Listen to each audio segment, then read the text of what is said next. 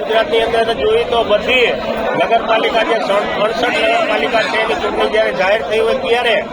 હળવદ શહેરની અંદર 7 વોર્ડની અંદર થઈને 7 વોર્ડના 28 ઉમેદવાર અને એના ટેકેદાર અને દરખાસ્ત કરવાવાળા તમામ કાર્યકર્તા અહીંયા આપની નજર સમક્ષ છે અને 7 વોર્ડની અંદર બહોળી કાર્યકર્તા જે એના ટેકેદારને એના સમર્થકો જે આપની સામે જોઈ રહ્યા છો કે હળવદની અંદર આ વાતાવરણ ભારતીય જનતા પાર્ટીમાં બની રહ્યું હોય ત્યારે મને વિશ્વાસ છે કે હળવદની નગર ભારતીય જનતા પાર્ટીના કાર્યકર્તાઓ પર ચૂંટાયેલ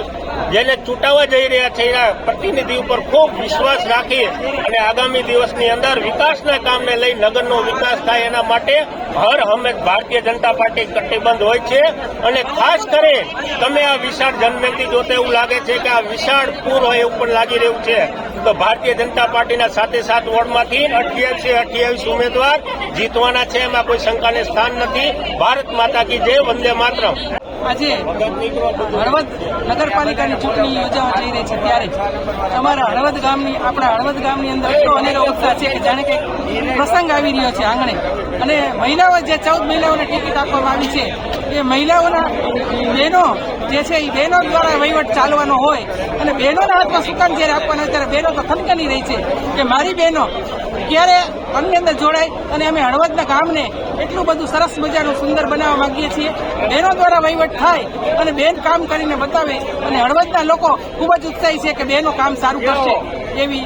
એ લોકોની માંગણી છે. અને મોદી સાહેબનો જે નેમ છે કે વિકાસના કાર્યો કરે છે એ અમારી ટીમ આખી અને બીજેપીની નગરપાલિકા બનવાની છે એમાં કોઈ શંકાને સ્થાન નથી. અને હળવદ અમારું કાશીનું કામ કહેવાય છે. આજે ગુજરાત રાજ્યની તમામ નગરપાલિકાઓમાં જ્યારે ચૂંટણીના પડઘાઓ વાગી ગયા છે ત્યારે આજ રોજ હળવદ તાલુકા કોંગ્રેસ સમિતિ દ્વારા તાલુકા કોંગ્રેસ સમિતિના પ્રમુખ ડોક્ટર પ્રિયમ રાણા સાહેબ, હળવદ શહેર કોંગ્રેસ પ્રમુખ શૈલેષભાઈ દવે દ્વારા અને અસંખ્ય કાર્યકર્તાઓની હાજરીમાં આજે મામલતદાર કચેરી ખાતે કોંગ્રેસ પાર્ટીના 28 સભ્યોનું ઉમેદવારી પત્ર રજૂ કરવામાં આવ્યું છે. ત્યારે ભારતીય જનતા પાર્ટીની સરકારમાં હળવદ શહેરના તમામ સમાજના લોકોને જે અન્યાય થઈ રહ્યો છે, સમસ્યાઓનો સામનો કરી રહી છે, તમામ સમસ્યાઓનો હલ કરવા માટે આજે કોંગ્રેસ પાર્ટીએ કટિબદ્ધ છે.